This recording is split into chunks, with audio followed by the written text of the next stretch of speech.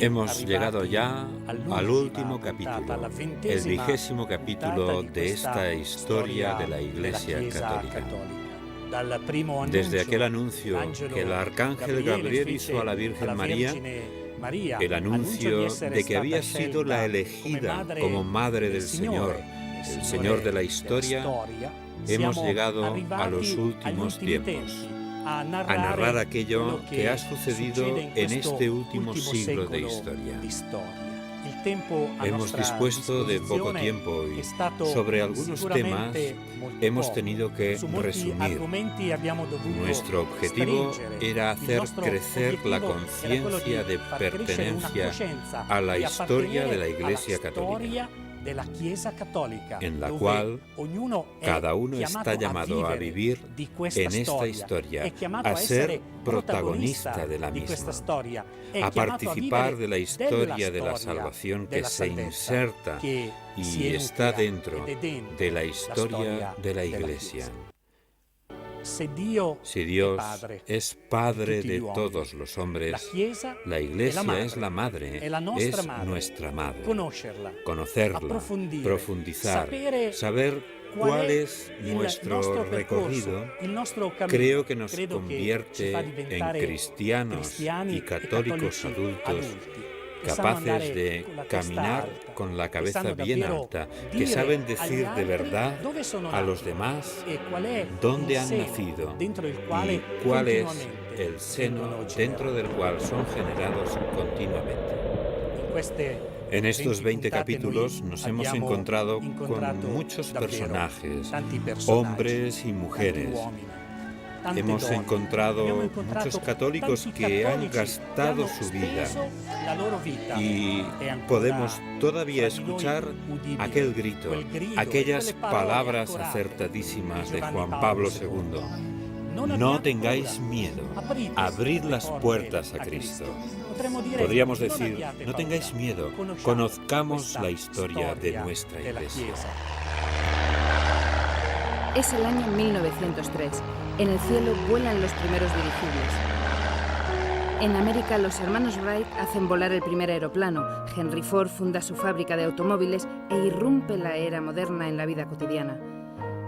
En agosto de 1903, el Papa es Pío X.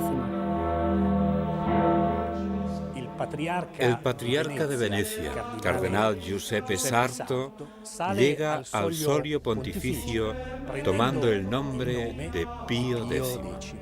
Una de las primeras tareas de Pío X será reorganizar la estructura de la Iglesia para enfrentarse a los desafíos de la modernidad, pero también para hacer frente a los desafíos teológicos, ya que precisamente durante su pontificado aparece el modernismo, que también aporta peticiones buenas.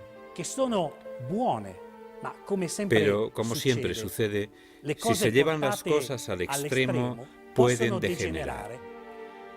Y Pío X se ve obligado a publicar en 1907 una encíclica en la que condena precisamente el modernismo.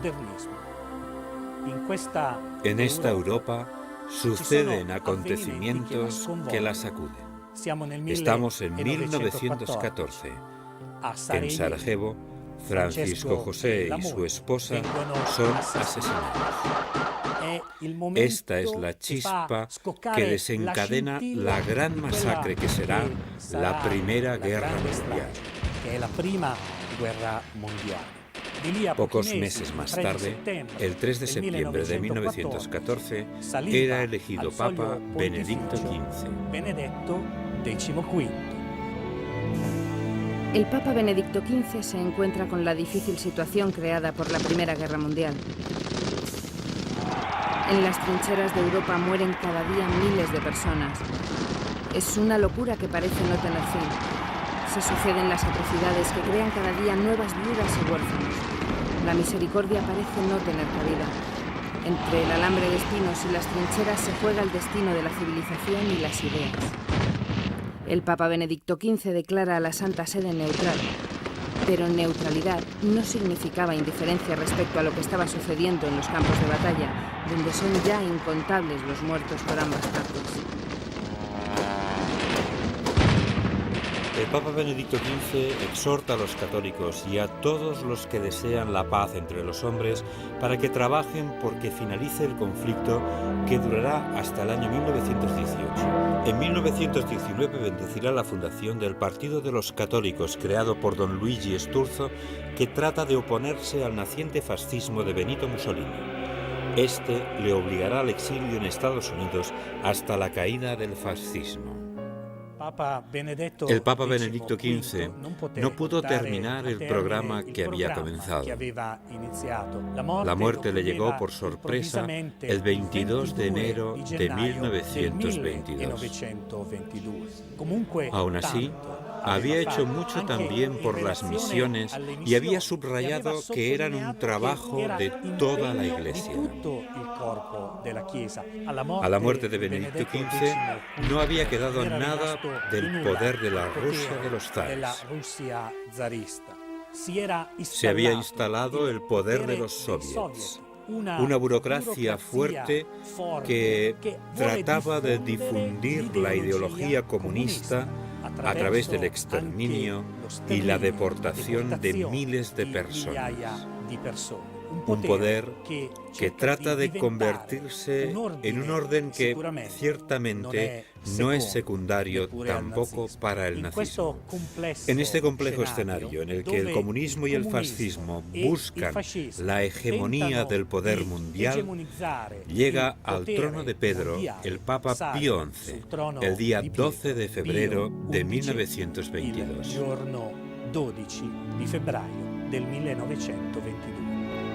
Solo 3 años antes, en Fátima, se había construido una pequeña capilla en el lugar donde más tarde se erigirá una gran basílica, meta de innumerables peregrinajes en memoria de las apariciones de María a 3 pequeños pastorcillos, Lucía, Francisco y Jacinta, a los que la Virgen les revelará incluso el drama de la Rusia de los soviets y sus horrores, que intentará difundir por el mundo. En este espíritu de renovada espiritualidad que se contrapone al materialismo de las ideologías, Pío XI exhorta en sus encíclicas a que los fieles redescubran una vida religiosa coherente con la fe católica que profesan. Y la coherencia en la fe es el tema del Año Santo de 1925, en el que participan más de 500.000 de personas. Y precisamente por ello, a finales del Año Santo de 1925, Pío XI instituye la fiesta de Cristo Rey, Señor de todo el mundo. También Pío XI canoniza santos como Teresa de Lisieux, Roberto Bellarmino, Alberto Magno, Bernadette y Tomás Moro, así como Juan Bosco. Y siempre este mismo Papa instituye la Jornada Mundial de las Misiones, que desde entonces se celebra en el último domingo de octubre de cada año. Mientras tanto, en la Unión Soviética, la lucha contra los creyentes es despiadada. Masacres, deportaciones, cierre de iglesias. En realidad, se quería un hombre desarraigado de su propia historia, de las propias tradiciones. Pero nosotros sabemos que es imposible borrar del corazón del hombre el deseo de Dios que le empuja a hacerse las preguntas más profundas que un hombre puede hacerse. ¿Quién soy? ¿De dónde vengo? ¿Qué estoy haciendo? Aquellos años entre 1920 y 1930 se ven surcados por una gran crisis que afecta a toda la economía. En Alemania, los intentos de la izquierda de hacerse con el poder fracasan. Y en las masas desorientadas y atrapadas entre la crisis económica y la incapacidad de una real y democrática dirección política, la propuesta que hace la ideología nazi de una sociedad de elegidos encuentra terreno abonado. Hitler, como Mussolini, utiliza hábilmente la propaganda y crea la ilusión en la clase obrera de que son fuertes y poderosos. Manejando al pueblo, estas dos ideologías logran una obediencia ciega que fue utilizada en beneficio de los mismos grandes grupos industriales y financieros que habían favorecido su ascenso. Y en aquellos años oscuros para la humanidad conservaron y acrecentaron su fuerza, indiferentes, si no cómplices, del exterminio de millones de hebreos. Los nazis trituran muertos en los campos de exterminio. Los comunistas aniquilan poblaciones y asesinan a cientos de miles de disidentes en los gulag del norte de Rusia. La guerra, la Segunda Guerra Mundial, aún no había comenzado, pero todo hace presagiar la tragedia a la que se verá arrastrado todo el planeta. En Italia, Pío XI, a través de la Acción Católica, trata de dar una respuesta a la inquietud que surge en el mundo católico. En Francia, muchos intelectuales, entre ellos Jacques Maritain y su esposa Raisa, dedican sus energías a ello. La pregunta podemos formularla así: ¿pueden los católicos dar una respuesta adecuada a la crisis que está atravesando el mundo? Pero Pío XI tenía otro problema más que resolver, y este era regular a través de un concordato con Italia la cuestión del territorio vaticano, para lo cual el gobierno italiano tenía que reconocer la soberanía del sumo pontífice en su pequeño estado. El 11 de febrero de 1929, Mussolini y el cardenal Gasparri firman los Pactos Lateranenses. El Estado de la Ciudad del Vaticano tiene desde este momento pleno reconocimiento jurídico. 2 años antes de que terminase el pontificado de Pío XI, se leyó en todas las iglesias alemanas una encíclica del Papa que condenaba al régimen nazi. Era el 21 de marzo de 1937. En la encíclica se decía que ni raza ni pueblo pueden violar los derechos individuales de las personas. Fue una encíclica en la que se involucró de manera especial el entonces secretario de Estado, Eugenio Pacelli, que había sido nuncio en Alemania y que pronto será el Papa Pío XII, dirigiendo la Iglesia Católica durante toda la Segunda Guerra Mundial.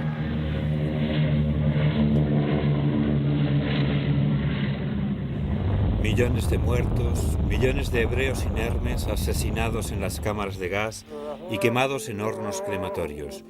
La bomba atómica casi fue el epílogo inevitable para reencontrar la paz en un planeta enloquecido, donde todos los horrores se justificaban en nombre de la locura ideológica nazi.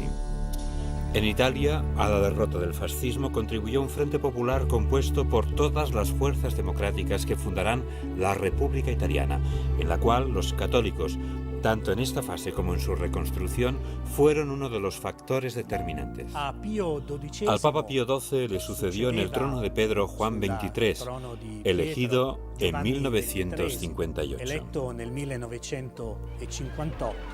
Pocos meses después, el 25 de enero de 1959, anunciaba la convocatoria de un concilio ecuménico, el Concilio Vaticano II, que se abrirá en Roma el 1 de octubre de 1962. El 1 de octubre del 1962.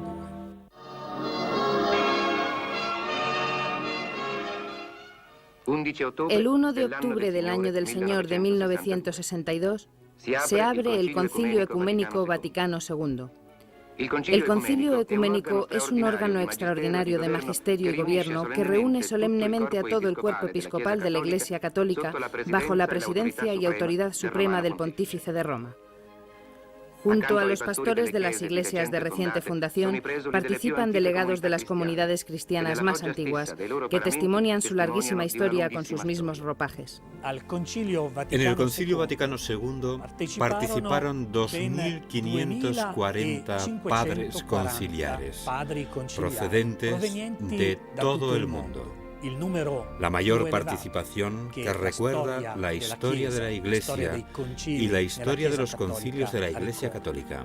No era un concilio que tuviera que definir o condenar errores, sino un concilio que tenía que abrirse al mundo para posibilitar el diálogo con él, para que los hombres y las mujeres pudieran recibir de nuevo aquel anuncio que el Señor había dejado a su Iglesia.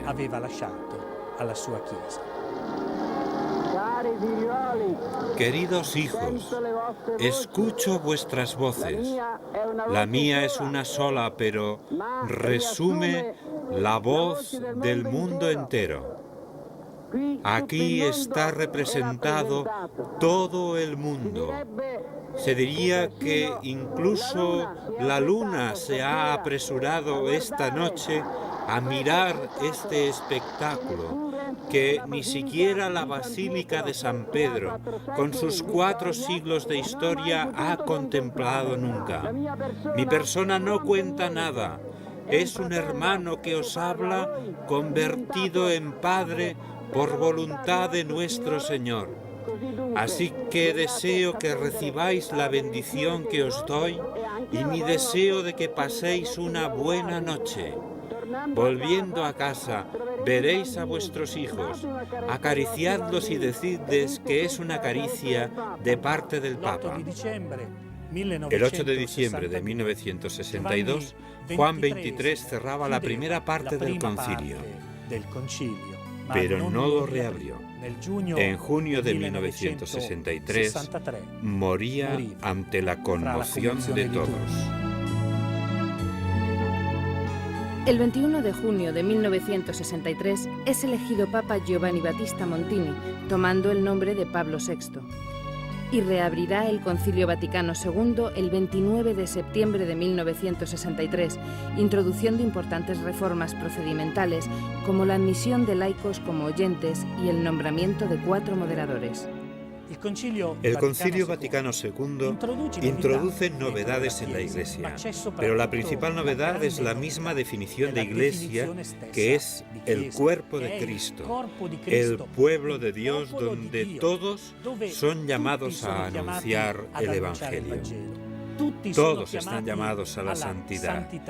Todos son llamados a acoger las enseñanzas que provienen del mismo Cristo. Pablo VI es el primer papa que realiza grandes viajes. La Iglesia es ya universal, tanto física como espiritualmente. Está presente por todo el planeta. Pablo VI, vicario de Cristo, se confirma sucesor de Pedro, apóstol entre las gentes, viajando desde la India hasta la sede de la ONU en Nueva York, donde pide la paz y la cooperación entre los pueblos. El Papa del Concilio Vaticano II muere el 6 de agosto de 1978. A Pablo VI le sucede Juan Pablo I, un pontificado brevísimo, ya que el Papa muere apenas un mes más tarde y al que aún hoy recordamos por su dulzura. El 16 de octubre de 1978 llega de Cracovia, Polonia, Karol Wojtyła. Es elegido Papa tomando el nombre de Juan Pablo II. El Papa venido de la Polonia aún dominada por el régimen comunista muestra inmediatamente su profundidad espiritual. Su memorable discurso de apertura enciende y une a todos los católicos. Juan Pablo II viaja por todos los rincones de la tierra, y a su encuentro acuden millones de personas que encuentran en él palabra de esperanza y de fe. Habla de los problemas, de la paz, del genocidio de los pueblos, de las problemáticas que conllevan la genética o la contaminación. Los pueblos le escuchan.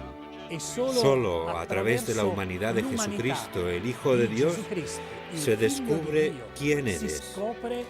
Es un humanismo nuevo, la reproposición de aquel humanismo cristiano que es y será siempre el fundamento de una sociedad, de la unidad entre hombres de todas las lenguas y razas, porque el fundamento de este humanismo es la persona de Jesucristo.